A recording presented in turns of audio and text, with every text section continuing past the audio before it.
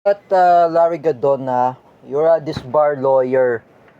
Do not force anyone who were Marcos loyalist. It's up to you now, Larry Gadon. You know, Attorney Larry Gadon, you do not force Teacher May Tiburcio and Teacher Marisa are pro Marcos. Don't even insult what you call themselves, Bobo. Oh, you know, it's really hurt to say Bobo. What if you call you a Bobo also? When you say, what is that the word? Bobo, um, dumb. You know, it's really hurt to anyone to say Bobo. Like, for example, for me, I know everyone hates to call Bobo. Oh, would you call Josh Aquino Bobo? Huh? Larry Gadon, you are Bobo. You are an asshole. Do not blame anyone. You are dumb. You're an idiot. And you and Teacher Alexandra Pagkalinawan are idiots. Oh, what are you gonna say to yourself, Larry Gadon? Larry Gadon, you are an asshole. You are a piece of shit, Larry Gadon. I'm not saying Larry Chuanico, it would be hurt to Denzel, no. Larry Gadon, I am tired to your accusations against people who are anti-Marcos. Why you not do your best? Focus on your job with your bangag President Bongbong Marcos. Instead of accusing Aquino, accusing the Duterte, it's really not nice. For example, why if you accuse Teacher May if she's anti-Marcos? Oh, her nephew Rafael is anti-Marcos. Oh, he's studying in Ateneo. Would you call Ateneo Bobo? Larry Gadon? Would you call anyone Bobo? Oh, for me, I say to Larry Gadon and Sangkay Janjan, both of you, even Teacher Alexander Pagkainawan, Ate Mel Canete, Ate Dina Guillermo, Nino Bersaga, Gina Sejo, Jeffrey Asejo, G. Macasandil, and Paulo Cruzada, all of you, all of you are abnormal. All of you are bobo. Even Jordan Bunagan is also abnormal. Bobo, oh, but I never insult Jordan Bunagan. You are only a bobo in this video. You are bobo, Larry Gadon. Oh, you know that. You're the one who planning to disbar Sara Duterte. You're the one who wants to impeach against Sara Duterte. She's our vice president. She's a lawyer. You are a disbar lawyer too, Larry Gadon. Don't even know that Sara Duterte's father, Rodrigo Duterte, was a prosecutor. He's a lawyer. Oh, don't even call Bobo. Oh, what if you call Bobo who were anti-Marcos, who were autism, even special needs, even who were, for example, aside of Josh Aquino, who's autism? Would you ever call Carvilus that his mother is Bobo? You call Carvilus Bobo? You are the Bobo, Larry Gadon. However, if you call Bobo, it will cause an insult. It will cause harassment. Oh, it will cause a cyber libel. Don't even call Bobo Even the other SPED teachers at CDIFI, aside of Teacher May, aside of Teacher Marisa, don't call Bobo Teacher Chris, don't call Bobo Teacher Mirna, do not call Bobo. Oh, because I know they're friends with Teacher May and Teacher Marisa, they're not Bobo. Don't even call Bobo Teacher Maxi, um, Teacher Honey, even Teacher Gemma. Even Teacher Maxi is my former enemy. Oh, she's my teacher at the time. Don't call them Bobo. And don't call them Bobo to Teacher Lendel and Teacher Jessa. Even Teacher Joy. Oh, would you call them Bobo if they're anti-Marcos? If they hate Marcos, you call them Bobo? If you call Bobo, you call them dumb, you call uh, um, you call them, for example, you call Teacher Ruti Barrientos Bobo. Don't call them Bobo. Alright? That's an insult. I know I move on with Teacher May. I defeated her that she's a Marcos loyalist. I let her be that she is anti-Marcos. So as she saw the news, that Sara Duterte was already dismissed the impeachment. That the dismissal is already announced by Supreme Court. It's unconstitutional. Like I said, as Rowena Guanzon, Larry Gadon, as her that she uploaded in the videos, the impeachment against Sara Duterte is unconstitutional. Do not repeat it again, Larry Gadon. You say, for example, you want to insist to impeach her. Do not insist. Like I said, this is a lesson from Teacher May, Tiburcio, and also Kuya Bear. Do not insist to impeach Sara Duterte. Like I said, wag mo kasi pilitin because it's our vice president. It's our vice president. You remember Luis Cabales said, si Sara Duterte ang ating vice president. Even Roylan Marlang said to me, Denzel Duchua said to me, Sara Duterte, it's our vice president of the Philippines. And she will be next our president of the Philippines. Hey you, Larry Gadon, you always say, Duterte tuta. That Supreme Court, you say Supreme Court tuta ng Duterte. That's really an insult. Do you remember Alexander Gusmundo and the relative of Baham Hernandez working in Supreme Court? They are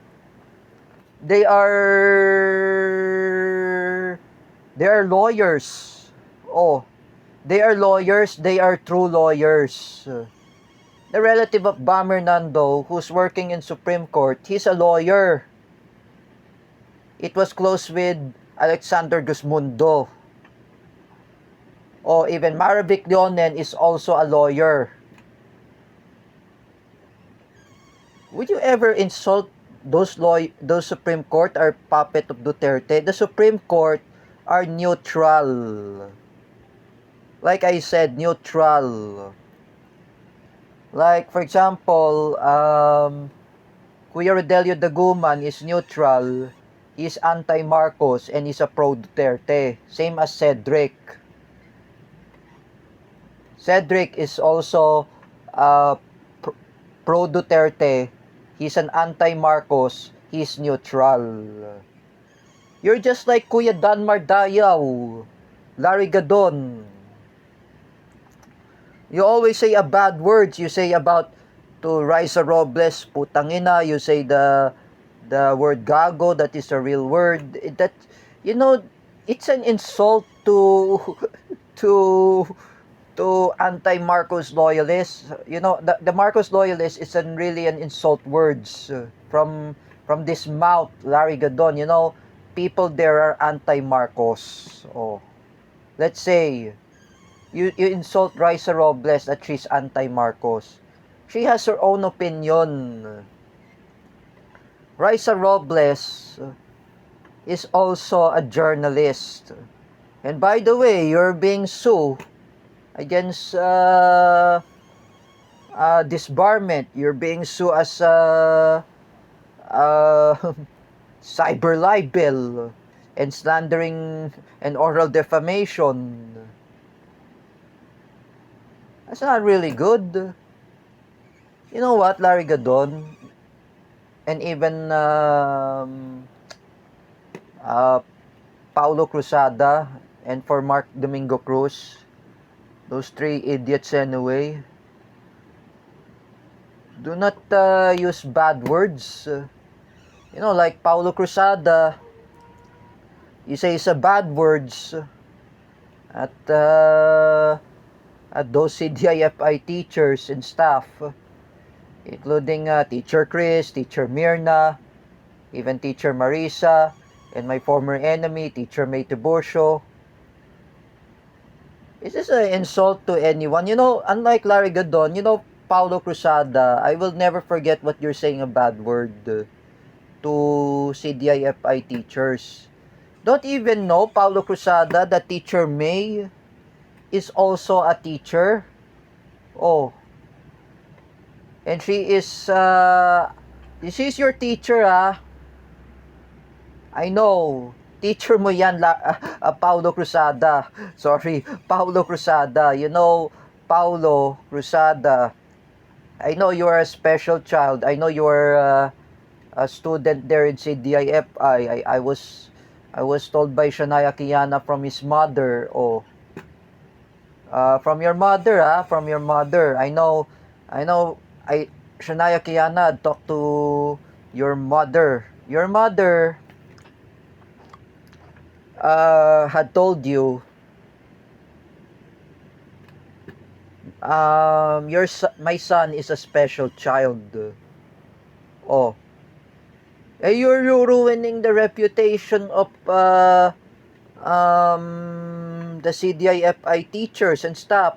They are SPED teachers. And then you, Paulo Cruzada, would you ever insult Teacher May? You'd call her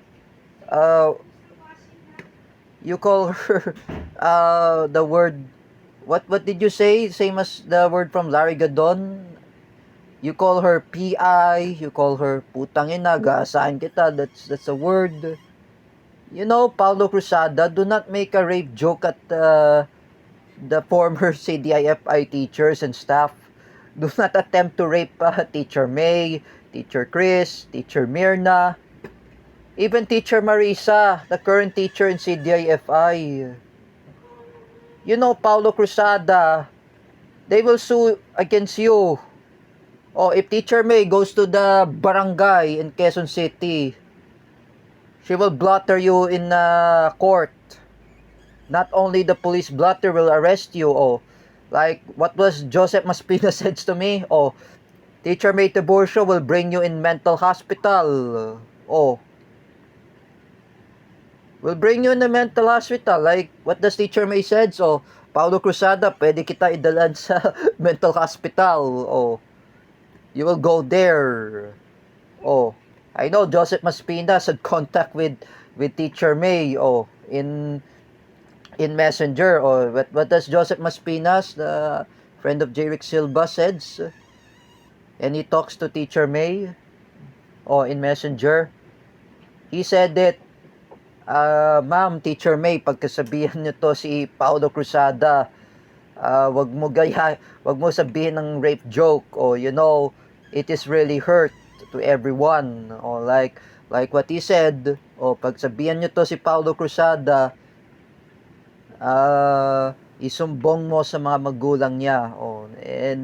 And Joseph Maspinas had chat Teacher May to to Messenger and she talks to Paulo Cruzada's parents to lecture him, pagsabihan niyo yung anak niyo, oh, you know that, and Paulo Cruzada,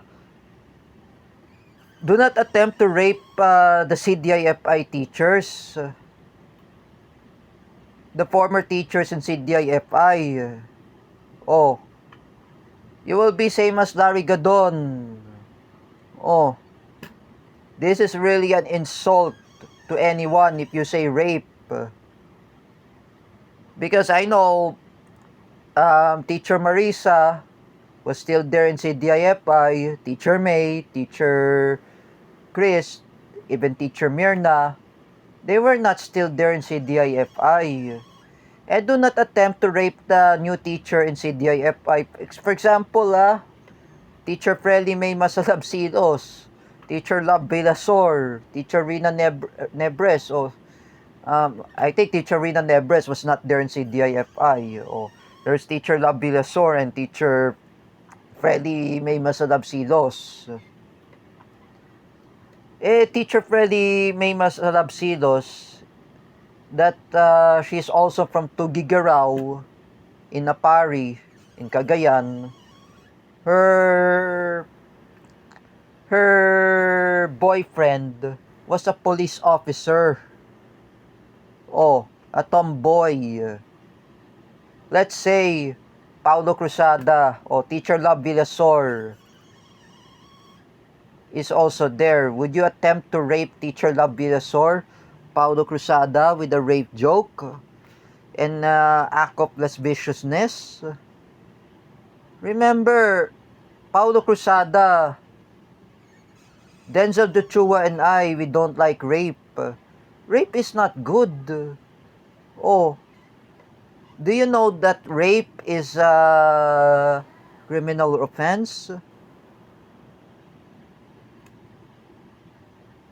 That's not really good, Paulo Cruzada. You are abnormal.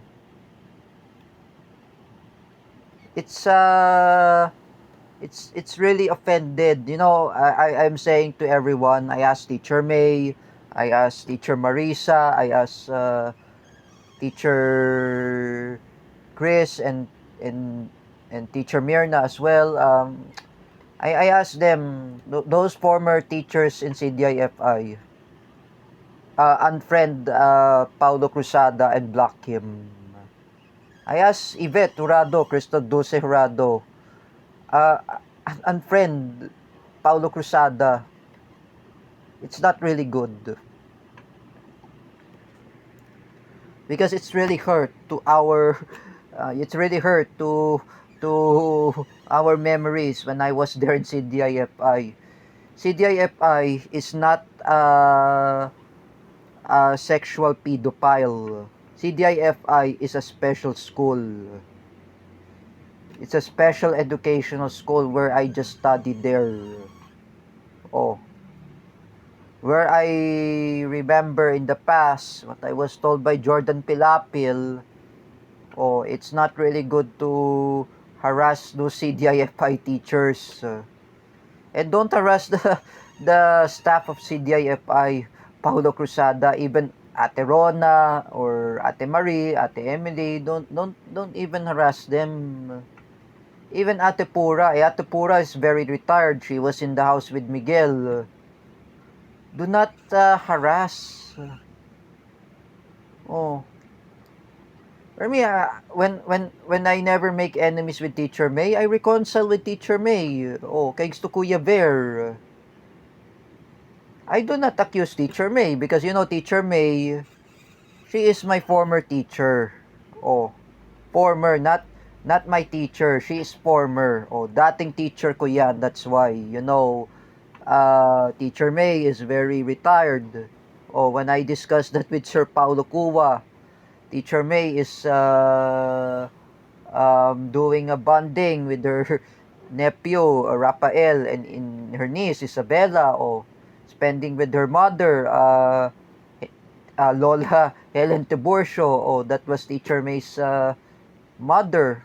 We call her Lola. Same as Kuya Rodelio Daguman's grandmother, Lola Lilia. Oh, Lolo Helen Tiburcio, that was Teacher May's grandmother, I mean Teacher May's mother, not grandmother, her mother, mother. Oh, she's spending time with the family reunion. Oh, you see, Teacher May, she's always go to Taiwan with her family. Oh, just like Ate Ellen and Kuya Jojo. You should never harass anyone, Paulo Cruzada. Oh, you know, Jerick Silva and Joseph Maspinas had told me, wag mo awayin ang mga mga SPED teachers sa CDIFI. You know, do not harass the SPED teachers. Oh, this is a lesson to both of you, Larry Gadon, Paulo Cruzada. Don't call the people who are anti-Marcos, don't call themselves bobo. And don't harass the CDIFI teachers who were former teachers. They call themselves bobo. Oh, don't call themselves bobo because it will hurt to all everyone. They're not idiots, they're not dumb. Don't call them bobo. It will be insult to everyone. You understand, all both of you, Larry Gadon and Paulo Cruzada. Don't harass the CDIFI teachers and staff. If they are anti-Marcos, respect their own opinion, respect their own privacy. Do not harass them. Even the former CDIFI teachers, if they are anti-Marcos, do not make them a rape threat. Do not say oral defamation at them. Don't call the word what's that? What do Paulo Cruzada and the disbar lawyer Larry Gadon? They said it, putang ina kayo o puro kayo tuta ng mga Duterte. What they said, it's really bad words. Like Larry Gadon says, and Paulo Cruzada accuses CDIFI teachers. You call them putang na kayo, CDIFI teachers. Mga tuta kayo mga Duterte, Paulo Cruzada says. Do not insult the CDIFI teachers and the Supreme Court. They are lawyer. You know, Supreme Court is a part of the law in the Philippines. And the CDIFI is a special education school where I just studied there. Oh, this is a lesson for both of you, Paulo Cruzada.